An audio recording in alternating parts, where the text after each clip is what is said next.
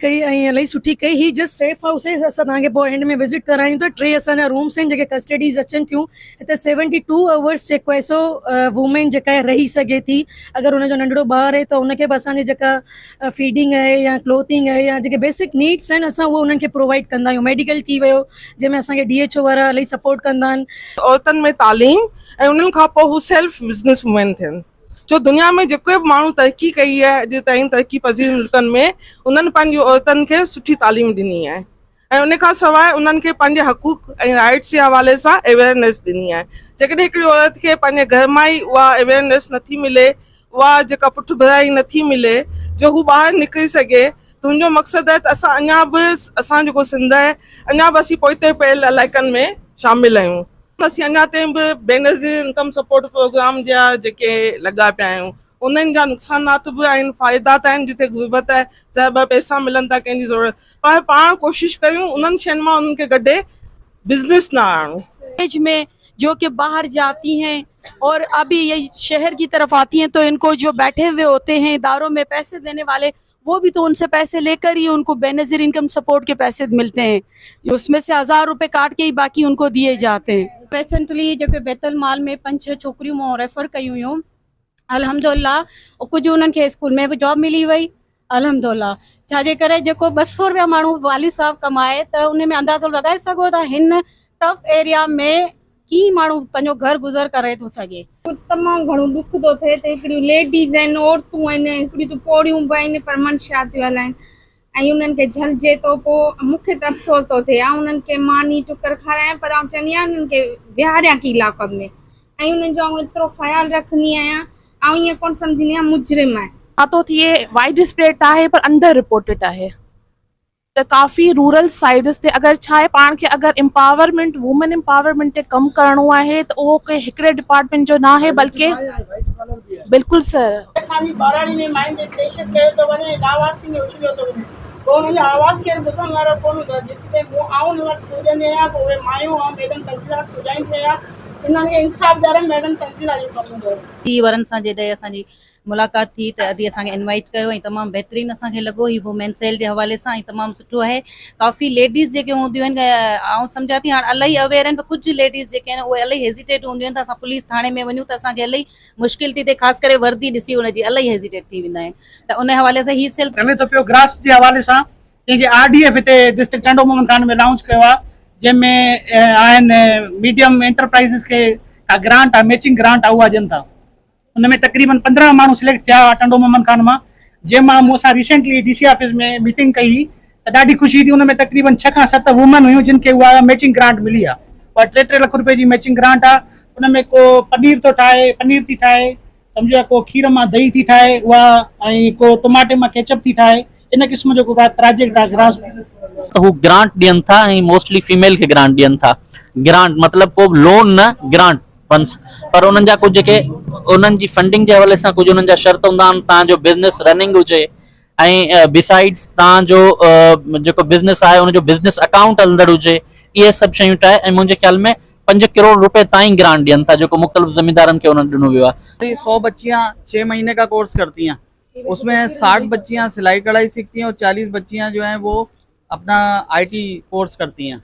तो सही है, ग्रुप ठाहिजे जेको थदी ॿुधायो जेको आहे कि ये शयूं आहिनि असांजियूं न, वो असां हिकिड़ी सोशलाइज़ करूं त उनखां छा थींदो, 2 शयूं आम परचेस कंदो, 2 सही कंदो, वो कंदो त हुननि जो हिकिड़ो कारोबार थी वेंदो। उन शइ खे असां उनखे हाईलाइट कोन था करूं। या त असां 94 असां हेल्पलाइन आहे सूबाई लेवल ते मिनिस्टर साहब जे ऑफिस में आहे। 294 तव्हां नोट करे छॾियो, किथे बि कंहिं लेडीज़ खे को प्रॉब्लम आहे, हरासमेंट जो इशू आहे, को प्रोटेक्शन जो आहे, त फ़ौरन उन ते जेके कॉल कंदी, वो हेल्पलाइन है, फ़ौरन अटेंड कंदा ऐं फ़ौरन रेस्पॉन्स कंदी। उनखे वेलकम कंदासीं। कराची खां उहे आयल आहिनि, हर डिस्ट्रिक्ट्स में उन्हनि जो विज़िट थिए थो पियो।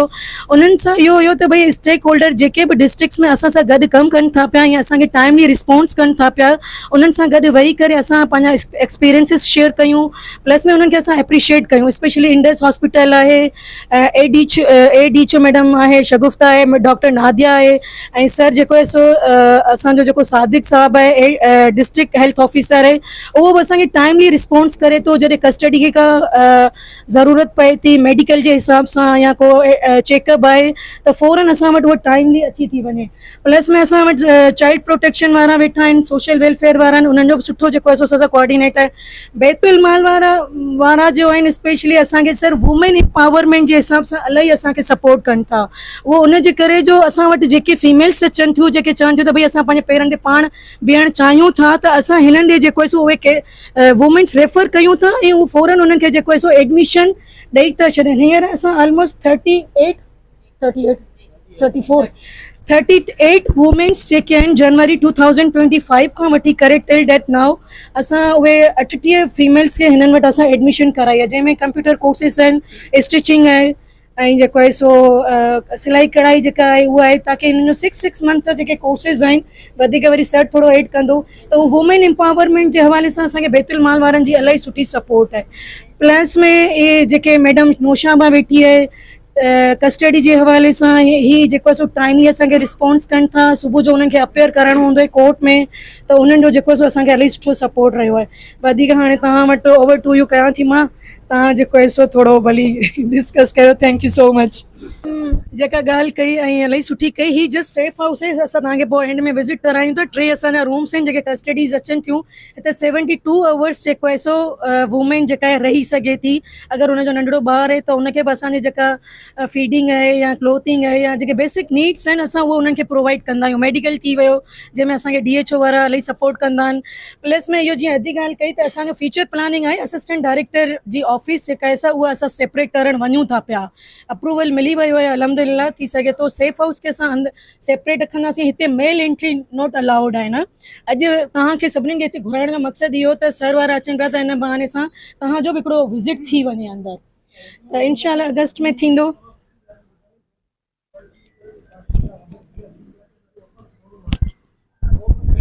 अस्सलामुअलैकुम। उन्ही खां पहिरीं असांखे औरतुनि खे पंहिंजे पेरनि ते बीहारणो पवंदो। हिकिड़ो त उन्हनि खे एजुकेशन ॾियारणी पवंदी, उन खां पोइ को अहिड़ो हुनर ॾियारणो पवंदो। सिर्फ़ु इहो उन्हनि जे ज़हन मां पहिरीं त इहो कढणु खपे त नौकरियूं गवर्नमेंट ॾींदी प्राइवेट, पाण उन शइ खां मुंहिंजे ख़्याल आहे पंहिंजी लेवल आणणी आहे त पाण माइनि खे बिज़नेस जे तरफ़ वठी वञूं।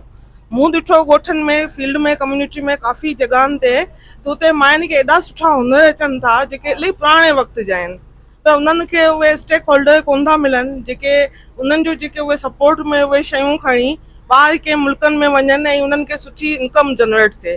तव्हांखे ख़बर आहे हिन जेको असां वटि सभिनी खां वॾो मसइलो हले पियो घरनि में न्यूट्रिशन जो हले पियो। न्यूट्रिशन जो हल इहो कोन्हे त असीं पूरो गवर्नमेंट ते जेको आहे न डिपेंडेंट थी वञूं, दवाउनि ते डिपेंडेंट थी वञूं।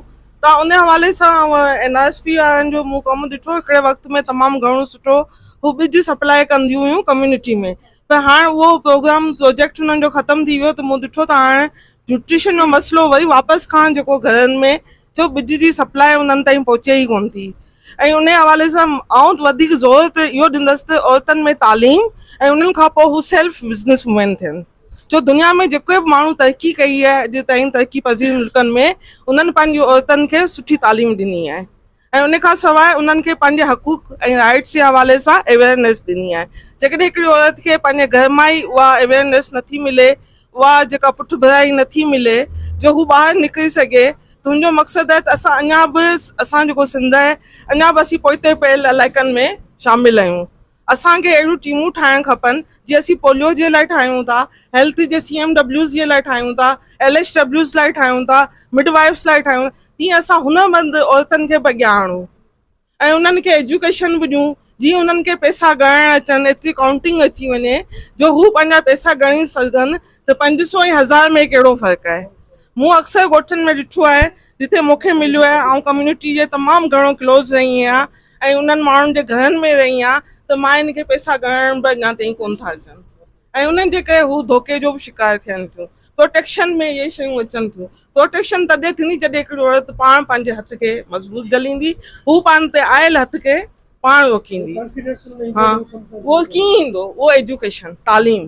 जॾहिं असांजो पैगाम घर घर ताईं तालीम जो पहुचंदो ऐं हुनर जो पहुचंदो ऐं हुनर खे असीं अॻियां आणींदासीं। उहो केरु आणींदा? उहे असां मां ई जेके पढ़ियल लिखियल माण्हू हूंदा जेके उन्हनि शयुनि खे अॻियां आणींदा।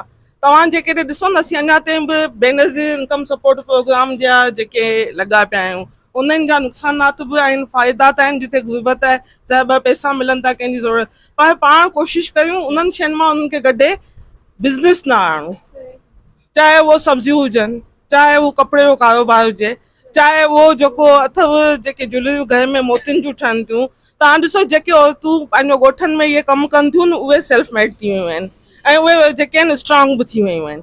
जेकॾहिं आउं डॉक्टर थी आहियां, अॼु आउं जेकॾहिं किथे ॻाल्हाए सघां थी त मूंखे एजुकेशन आहे, मूंखे अवेयरनेस आहे। एॾनि से सेफ हाउस से हमें बहुत ज़्यादा हेल्प मिल सकती है और हम इस पे लड़कियों को स्कूल्स में अवेयरनेस सेशन दें और उसमें जो है विलेज में जो कि बाहर जाती हैं और अभी ये शहर की तरफ आती हैं, तो इनको जो बैठे हुए होते हैं इदारों में पैसे देने वाले, वो भी तो उनसे पैसे लेकर ही उनको बेनजीर इनकम सपोर्ट के पैसे मिलते हैं, जो उसमें से 1000 रुपये काट के ही बाकी उनको दिए जाते हैं। सर मैंने लास्ट बदीन में किया था, जीबीवी पे मैं सेंटर मैनेजर थी। यहाँ पे मैं एजुकेशन प्रोजेक्ट में हूँ, लेकिन मेरा सोशल वर्क है, तो सर ने इसलिए मुझे यहाँ भेजा। जी NRSP सां लिंक रही आहियां सक्सेस प्रोग्राम जे हवाले सां बि ऐं डिफरेंट INGO में बि कमु कयो आहे। HGF सां बि एज़ अ प्रिंसिपल मुंहिंजो 2 साल कमु थियल आहे ऐं न्यूट्रिशन डिपार्टमेंट में बि कमु कयो आहे ऐं डिफरेंट बदीन एरिया में सर्वे कया आहिनि। वुमेन्स हक़ सच विंग्स ऐं RM आहियां हाँ ब्रांच HVL में बि ऐं पर्सनली थोरो वर्किंग कयां पई। They are different types about my self as a social worker. Sir जेके तव्हां ॾिसंदा त वाक़ई में सर मैडम शगुफ्ता या मैडम आयशा या सर जिन नईम साहब जिन ॻाल्हि कई त सक्सेस में सिर्फ़ु हिकिड़ो प्रोजेक्ट न पियो हले जहाँ वुमेन्स जे हवाले सां या ओनली हिकिड़ी शइ ते माना लागू न आहे। They are different. एजुकेशन आहे, न्यूट्रिशन आहे, हेल्थ डिपार्टमेंट आहे, नादरा बिप्स प्रोग्राम बि असां वटि अचनि था। त उन्हनि जी जेका पर्सनल जेके लिंक ठहियल आहिनि उहो डिफरेंट ऑर्गेनाइज़ेशन सां ठहियल आहिनि ऐं जेके फीमेल्स प्रोग्राम जेके असांजूं छोकिरियूं या वॾियूं अदियूं जेके हुनर घर में वेठी सघनि या उन्हनि जो जेको हेल्थ डिपार्टमेंट जे हवाले सां जेको अचणु वञणु आहे त उन्हनि खे हौसला अफ़ज़ाई बाक़ाइदे वो DHU जे थ्रू बि मिले पियो ऐं न्यूट्रिशन जे अलॻि प्रोग्रामनि सां सर जी माना सपोर्ट सां ऐं जेके NRSP या HDF या पॉपुलेशन डिपार्टमेंट जे अलॻि सां त ईअं कान्हे त फीमेल्स अचनि न पियूं या उनखे इनकरेज न पियो कयो वञे, बल्कि उन्हनि जी जेका हेज़िटेशन आहे उहो आहिस्ता आहिस्ता बिलोंग्स थिए पई अॻियां अचण लाइ। ठीकु आहे, असां सां लिंकेज जेके प्रोवाइड कया विया आहिनि उहो मैडम जी जेके हिते कई स्कूल वारा मसइला या जेके बि इंटरनली मसइला हुआ त मैडम सां असीं पर्सनली बि डिस्कशन कंदा अचूं त ही ॿारनि जी जेका रिक्वायरमेंट आहे या शयूं आहिनि या ॿार जेके अची न पिया सघनि ऑन द ग्राउंड, तव्हां उन्हनि खे थोरो प्राइवेसी जे थ्रू उन्हनि खे इनकरेज करायो। उन्हनि खे इनकरेज न करण जे करे हू पंहिंजी असल एम जेको ॻाल्हि मक़सदु आहे उहे उन ते नथियूं पुॼी सघनि। हींअर ई असां रिसेंटली जेके बैतल माल में 5-6 छोकिरियूं मां रेफर कयूं हुयूं, अल्हम्दुलिल्लाह कुझु उन्हनि खे स्कूल में बि जॉब मिली वई अल्हम्दुलिल्लाह। छाजे करे जेको 200 रुपया माण्हू वाली साहब कमाए त उन में अंदाज़ो लॻाए सघो था हिन टफ एरिया में कीअं माण्हू पंहिंजो घर गुज़र करे थो सघे। It's very danger for all women persons specially womens side, so should be cover this area. ईअं कान्हे त असां सिर्फ़ु प्राइवेट माना उहो केस थियनि पिया उनखे पिया ॾिसूं, असांखे हर एंगल में चारो तरफ़ के उनखे राइट्स ॾिना वञनि ताकी जेका फीमेल्स अंदरि दॿिजी पई आहे उनखे मेल एज़ अ फीमेल ऐं उनखे हौसलो ॾियां, भले असीं ॿियो कुझु बि न ॾियूं, तो उनखे ग्राउंड ठाहे त ॾियूं, हिकिड़े ग्राउंड में अचण जी सलाहियत त ॾियूं त उन में हू अॻियां उनजो ख़ानदान माना गुज़र करे सघे थो। ऐं उहो अवेयरनेस सिर्फ़ु मूंखे न में अचण खां पोइ थी आहे। I am bound to sir, really I am really appreciate to madam Tanzeela Jalil साहब and other department officers of government officers, really proud. या sir, thank you so much. Life issue हूंदा आहिनि, कई अहिड़ा हूंदा आहिनि इशू, ऐं आउं हिकिड़े मसइले ते थी ॻाल्हायां, थोरो ई ॻाल्हाईंदसि। जी मैडम जी ॻाल्हि मां सहमत आहियां त मैडम ॻाल्हि कई त उन्हनि खे अहिड़ो बिज़ी रखिजे औरतुनि ते। सर असांजे लेडीज़ अचनि थियूं काफ़ी हीअं मंशात में अचनि थियूं, तमामु घणो ॾुख थो थिए त हिकिड़ियूं लेडीज़ आहिनि, औरतूं आहिनि, हिकिड़ियूं त पोड़ियूं बि आहिनि पर मंशात थियूं हलाइनि ऐं उन्हनि खे झलिजे थो। पोइ मूंखे त अफ़सोस थो थिए, ऐं उन्हनि खे मानी टुकर खारायां पर आउं चवंदी आहियां उन्हनि खे विहारियां की लाकअप में, ऐं उन्हनि जो आउं एतिरो ख़्यालु रखंदी आहियां, ऐं ईअं कोन सम्झंदी आहियां मुजरिम आहे। पर आउं इहो थी चाहियां त हू जेके पंहिंजे कमकार में मसरूफ़ रहनि ऐं उन्हनि खे एतिरो कुझु ॾिनो वञे जेको हू पंहिंजे भर्त वग़ैरह जेके बि कम उन्हनि खे लॻी वञनि त हीअ मंशात वग़ैरह ख़तमु करे छॾनि ऐं इहे कम न कनि उन्हनि ते इली हींअर मायूं जेके आहिनि कमु पियूं कनि ऐं हा इंशाअल्लाह अल्लाह साईं उन्हनि खे ॾींदोसि अञा बाक़ी GBV खे एनहांस कंदसि त सर GBV जा जेके केसिस आहिनि असल में GBV जेको आहे उहो साइलेंट हिकिड़ो क्राइसिस आहे पंहिंजे डिस्ट्रिक्ट में छा थो थिए वाइड स्प्रेड आहे पर अंडर रिपोर्टेड आहे त काफ़ी रूरल साइड्स ते अगरि छा आहे पाण खे अगरि एम्पावरमेंट वुमेन एम्पावरमेंट ते कमु करिणो आहे त उहो कंहिं हिकिड़े डिपार्टमेंट जो न आहे बल्कि बिल्कुलु सर वाइट ऐं साइलेंट आहे ऐं पाण खे अगरि वुमेन एम्पावरमेंट ते वाक़ई इन्हांस अॻियां आणणो आहे त सर पाण खे जेको आहे उहो सभिनी डिपार्टमेंट जी ज़िम्मेदारी आहे कंहिं हिकिड़े जी न इंशाअल्लाह गॾिजी हलंदासीं ऐं ख़ासि करे जेके रूरल एरियाज़ आहिनि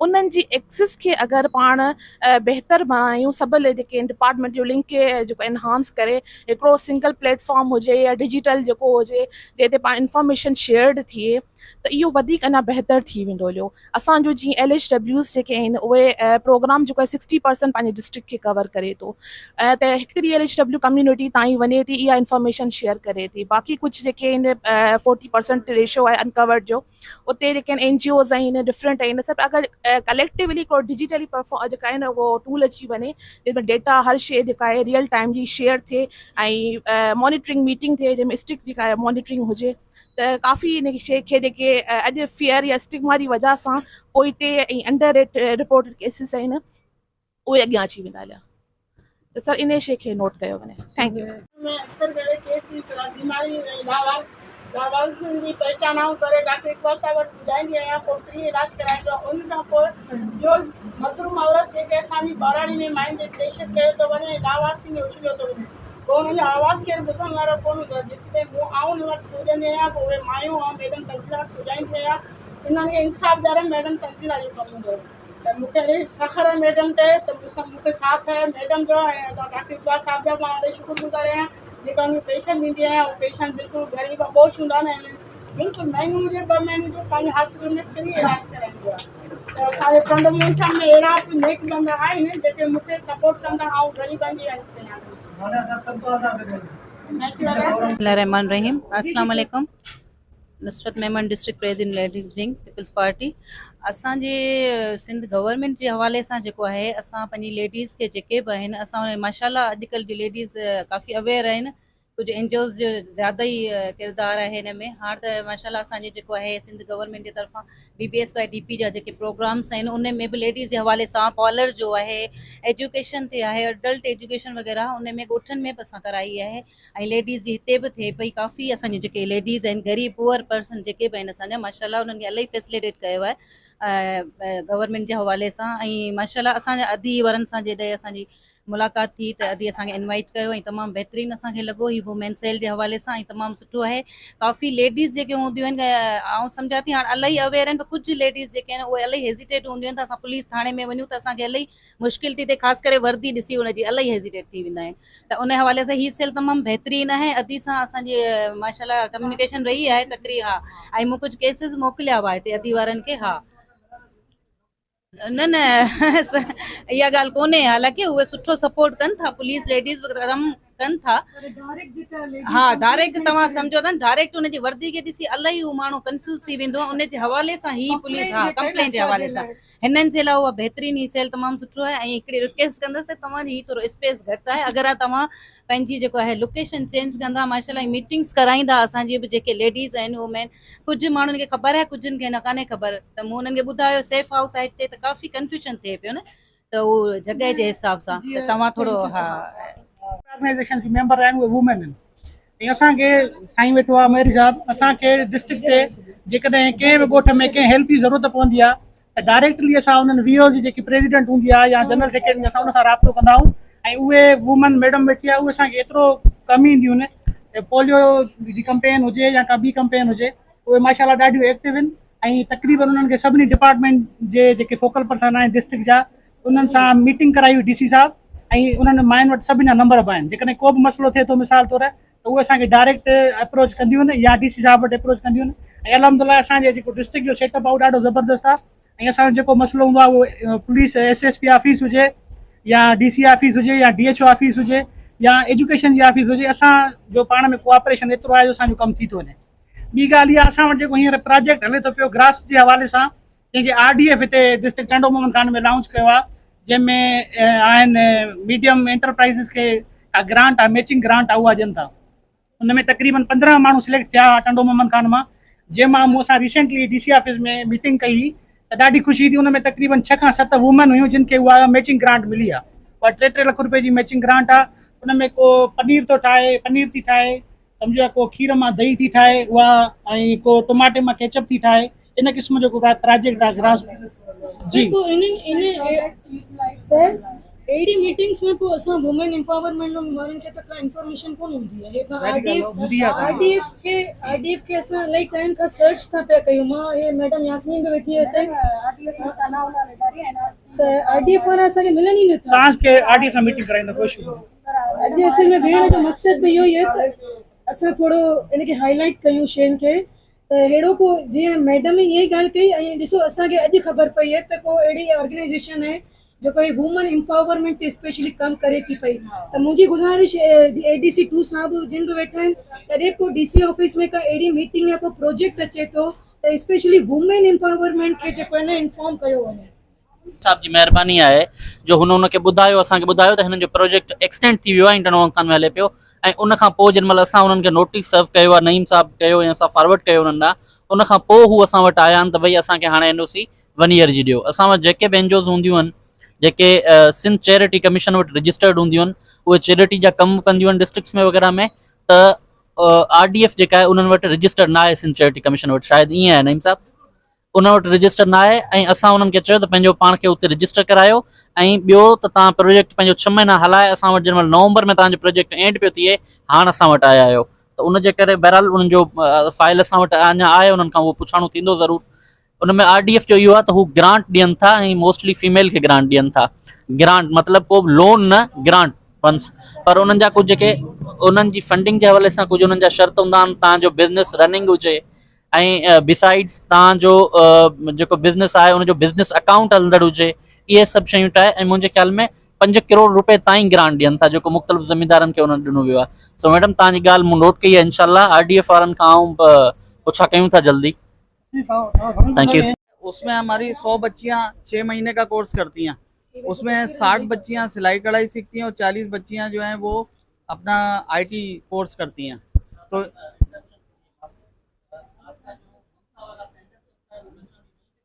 नहीं सर, ये सेंटर इधर टंडो मोहम्मद खान में। वो जो सेंटर है वो पाकिस्तान स्वीट होम के नाम से वो मातली में, उसमें वो भी टंडो मोहम्मद खान है, मगर उसका मतलब अभी बता रहा हूँ कि वो सही। अच्छा, टंडो मोहम्मद खान सही। तो उसमें 100 बच्चे यतीम बच्चे हैं, वो रजिस्टर्ड हैं, वो वहाँ रहते हैं। जी ऑर्फन है। तो बहरहाल ये वीमेन एम्पावरमेंट के हवाले से एक तो ये हमारा प्रोजेक्ट है, और इसमें मैडम के साथ कोऑर्डिनेशन है हमारा। बच्चियाँ अभी 34 के करीब बच्चियाँ इन्होंने दाखिल कराई।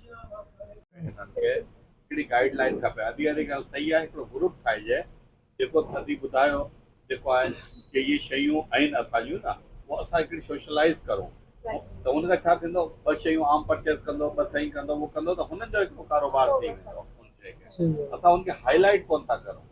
या त असां हिन में ई अहिड़ो सेंटर आहे, हुनमें उन्हनि खे चऊं कि भाउ पंहिंजी शयुनि खे हिते हाईलाइट करो, हिकिड़ी क़ीमत लॻायो, त उहो क़ीमत घटि में घटि उन्हनि खे जॾहिं मिलंदी त उहो हुन में ईंदी। असां वटि हिन खां गॾोगॾु आउं चवंदुसि कि जेको चवनि था यतीम खाननि में ॿार आहिनि, 100 ॿार, हुननि असांखे ॿुधायो को अहिड़ी नियाणियूं को आहिनि, त असां हुननि खे हुनर सेखारूं। हुननि शयुनि खे न असां वटि यूनिवर्सिटी में हुननि खे हुनर सेखारूं, को चार्ज कोन वठंदासीं असां, ऐं उन शइ खे असां सेखारूं त उहो माशरे लाइ हिकिड़ो करामत शहरी थी वञे। असांजो टूर प्रोग्राम आहे। हिन खां अॻु में बि असां सेक्रेटरी साहिब जी इजाज़त सां 4 ज़िले में टूर कयो आहे, ठटो, सुजावल, बदीन ऐं मिठी, स्पेशली वुमन डेवलपमेंट डिपार्टमेंट जे हवाले सां। इहे जो प्रोग्राम हाणे स्टार्ट जेको थियो आहे, कल्ह हैदराबाद हो, अॼु टणो मोहम्मद खान, सुभाणे टणो अलायार आहे, उन खां बाद में मीरपुर ख़ासि आहे, उमरकोट ताईं। हिन मीटिंग रखण में हीअ त असां इंटरनल प्रोग्राम जेको असां पंहिंजो ऑफिसूं विज़िट करियूं पिया। मीटिंग रखण जो मक़सदु इहो हूंदो त असांजी डिपार्टमेंट जेका हिते कमु करे थी, हुन सां गॾु तव्हांजी कोऑर्डिनेशन बि रहे, ऐं उन्हनि जी तव्हां सां बि रहे। बेसिकली जो डिस्ट्रिक्ट एडमिनिस्ट्रेशन आहे, जो डिप्टी कमिश्नर साहिब आहे डिस्ट्रिक्ट ते उनखे हेल्प करे थो, या पुलिस असांजी आहे जंहिं वटि सेल बि कंप्लेंट सेल बि मौजूदु आहे, ऐं फोर्सिस में हर काम में ज़रूरत पए थी। इन सभिनि सां थोरी कोऑर्डिनेशन करण जे लाइ थोरी मीटिंग रखीसूं त थोरी हिक ॿिए सां ख़बर पए त तव्हांजी वर्किंग छा आहे। जीअं एनजीओज़ आहिनि कमु पियूं कनि मोस्टली, ऐं असां वधीक असांजो हिकु प्रोजेक्ट उहो हलाइनि पियूं, उहे कमु कनि पियूं, उन्हनि जी ऑब्जर्वेशन ॾिसूं छा आहे, वर्किंग छा आहे, उन्हनि जे प्रोग्राम खे बि ॾिसूं उते कहिड़ी कहिड़ी शइ ज़रूरत आहे, असांजी उते ज़रूरत आहे त असां उन्हनि सां गॾु अटैच थी वञूं, जेकॾहिं उन्हनि खे असांजी ज़रूरत आहे असां उन्हनि जी हेल्प करियूं। उनखां सोशल वेलफेयर आहे, बेसिकली ये डिपार्टमेंट ठही सोशल वेलफेयर मां, फंडामेंटल जेकी असांजी डिपार्टमेंट सोशल वेलफेयर आहे उन मां ई जेके वुमन डेवलपमेंट डिपार्टमेंट ठही वई आहे। हाणे माशाअल्लाह मुकमल डिपार्टमेंट आहे, रूल्स रेगुलेशन पंहिंजा, ऐं सम्झो जेके इदारा पंहिंजा कमु कनि था, जेके मोस्टली डिस्ट्रिक्ट में मुंहिंजे ख़्याल में 15 खां 20 डिपार्टमेंट आहिनि जेके कमु कनि था, 12-13 गवर्नमेंट जा आहिनि, त woman development department is also one of them, जेको उन कार्नर ते आहे ऐं उहो कमु करे थी। ऐं खोड़ सारा मुंहिंजे ख़्याल में इशू तव्हां ॾिसो पिया ॿुधो पिया त असांजे डिपार्टमेंट जे हवाले सां ऐं अर्जेंट बेसिस ते हल बि थियनि पिया, सालू थियनि पिया, उनखे असां सेट बि करूं पिया, उनखे ॿुधूं पिया। हिन डिपार्टमेंट में हिन वक़्तु असां वटि बैतुल माल बि सेफ हाउस आहे, जीअं पाण वेठा आहियूं एडी वटि जीअं असिस्टेंट डायरेक्टर डिस्ट्रिक्ट ते आहे, सेफ हाउस आहे, कंप्लेन सेल आहे, जेके उन्हनि जा कंप्लेन लेडीज़ जे हवाले सां अचनि था असां बिल्कुलु उन्हनि खे अटेंड कयूं था। असांजे हुते स्टाफ आहे, उनखां अलावा 1094 असांजो हेल्पलाइन आहे सूबाई लेवल ते, मिनिस्टर साहिब जे ऑफिस में आहे। 1094 तव्हां नोट करे छॾियो, किथे बि कंहिं लेडीज़ खे को प्रॉब्लम आहे, हरासमेंट जो इशू आहे, को प्रोटेक्शन जो आहे, त फ़ौरन उन ते जेके कॉल कंदी उहो हेल्पलाइन आहे, ऐं फ़ौरन अटेंड कंदा ऐं फ़ौरन रिस्पॉन्स कंदी। प्राइवेट ॿाहिरि 5 जॻह पर असांजो जेकी फीमेल अधूरी जेके डिपार्टमेंट में कमु थियूं कनि उन सां खोड़ सारा प्रॉब्लम आहिनि, जीअं हेल्थ में आहे, एजुकेशन में आहे, हर डिपार्टमेंट में, जीअं एनजीओज़ में जेको असां लेडीज़ कमु थियूं कनि, अलाए किथे किथे मुंहिंजे ख़्याल में एनजीओज़ तक़रीबन डोर टू डोर सर्वे करे थी। हर डिपार्टमेंट खां वधीक आउं ॾिसंदो आहियां, ऐं बीइंग असिस्टेंट कमिश्नर में रहियो आहियां, मूं काफ़ी वेझड़े खे ॾिठो आहे त असांजे एनजीओज़ तमामु परे परे ताईं वञनि थियूं, सर्वे कनि थियूं, ऐं हर घर ते पहुचनि, उन प्रॉब्लम बि आहिनि, उनजी ऑब्जर्वेशन मुंहिंजे ख़्याल में असां खां वधीक हूंदी। इशूज़ उन वटि अचनि था डायरेक्ट, उन्हनि जो डायरेक्ट पब्लिक सां वास्तो बि आहे। अस्पताल आहे, जॾहिं माण्हू अस्पताल पहुचे पोइ डॉक्टर खे ख़बर पए हिन जो प्रॉब्लम कहिड़ो आहे, पर एनजीओ जो आहे तंज़ीम आहे जेका डायरेक्ट जेकी सां ॿाराड़ी में हर ॻोठ में हर घर ते पहुचे थी। त उनखां थोरो पुछंदासीं त तव्हांजा प्रोजेक्ट कहिड़ा हलनि पिया, स्पेशली वुमेन साइड से, जीअं न्यूट्रिशन जा कुझु प्रोग्राम हूंदा, ऐं चिल्ड्रन जे हवाले सां बि हूंदा, ऐं फीमेल हवाले सां बि हूंदा, त उहो थोरो सा ॿुधायो। उनखां अलावा इस डिपार्टमेंट में मुकमल तक़रीबन फैसिलिटी गवर्नमेंट मुहैया करे चुकी आहे, सेफ हाउस आहे, दारुल अमान आहे, कंप्लेन सेल आहे, ये सभु पंहिंजी जॻह ते कमु कनि पिया। त तव्हांखे थोरो मैसेज बि आहे सभिनि जे लाइ, जिते कोई इशू आहे, कोई प्रॉब्लम आहे, त तव्हां कॉन्टेक्ट में बि अचो, सॉल्व बि कयो।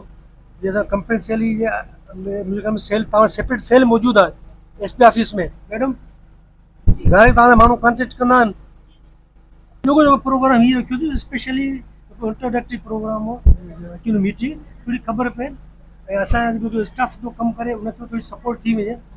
स्टेक होल्डर जी ज़रूरत आहे, उहे सपोर्ट न कंदा त पोइ हीअ असांजे डिपार्टमेंट में अधूरी आहे। हुन में खोड़ सारा इशूज़ बि आहिनि। असाइनमेंट डॉक्टर साहब जे हॉस्पिटल में हिन खां अॻु में प्रोग्राम थी चुको आहे, फीमेल जे हवाले सां असां तमामु बहितरीनु रिस्पॉन्स बि कयो आहे, ऐं काफ़ी हिनखे फैसिलिटेट बि कयो आहे, ऐं अवेयरनेस बि उते मुहैया थी आहे। हेल्थ जे हवाले सां तव्हां वटि बि टाइम टू टाइम जेको HR तव्हां वटि तमामु ज़्यादा हूंदो स्टाफ फीमेल जे हवाले सां तमामु घणो आहे, उन्हनि जा इशूज़ बि आहिनि। पोलियो में तव्हां ॾिसंदो त जेके तव्हांजी इलेक्शन वेंदियूं हुआ, किथे किथे खोड़ सारा प्रॉब्लम हूंदा हुआ, कॾहिं हुन सां मिसबीव थींदी हुई, कॾहिं उन्हनि खे रिफ्यूज़ कंदा हुआ, कॾहिं को काफ़ी असां हुनखे हैंडल बि कयो आहे। हाणे अजीब असांजी डिपार्टमेंट तव्हां सां गॾु, तव्हां सां गॾोगॾु किथे बि कंहिं बि क़िस्म जो ॾींहुं हुजे या राति जो को प्रॉब्लम थिए थो, 1094 नंबर बिल्कुलु ऑन बोर्ड आहे, ऐं का बि उन ते कॉल करे सघे थी। Being a government servant, being a general people, ऐं हीअ जनरल जे लाइ आहे त स्पेशली फीमेल जे हवाले सां जीअं तव्हां गॾु थी वञो हुते त थोरो अव्हांजे लाइ इहा ई आहे।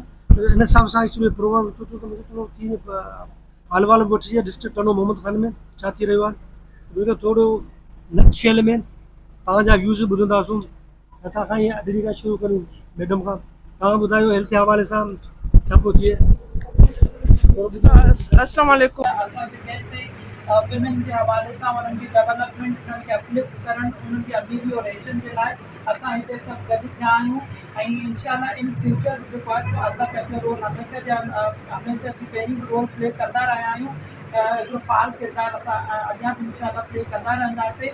स्पेशली तमामु जेके बि स्टेक होल्डर्स आहिनि ऐं तमामु जेके बि प्राइवेट सेक्टर आहे, गवर्नमेंट सेक्टर जे जेके बि ऑफिसर्स ऐं जेके बि अफ़सरान हिते मौजूदु आहिनि, उन्हनि जो ख़ासि तरह सां मां ऐं मैडम तंज़ीला असांजे वुमेन डेवलपमेंट डिपार्टमेंट शुक्रिया बि अदा करे थो। ख़ासि तरह सां असांजे डेप्यूटी सेक्रेटरी ऐं डेप्यूटी डायरेक्टर साहब जेके मौजूदु आहिनि उन्हनि जो बि शुक्रिया। ऐं क्लोजली इन हवाले सां मां ख़ासि करे हीअ बि चवंदुसि त इन शेर में ही ॻाल्हि कंदुसि त हम खुद ही तराशते हैं रास्ते के संग मील, हम वो नहीं जिन्हें ज़माना बना गया।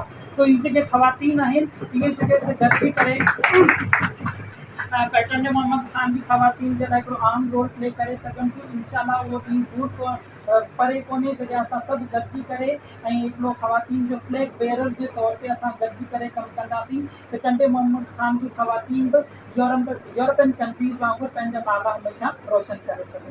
Thank you so much for giving me this opportunity.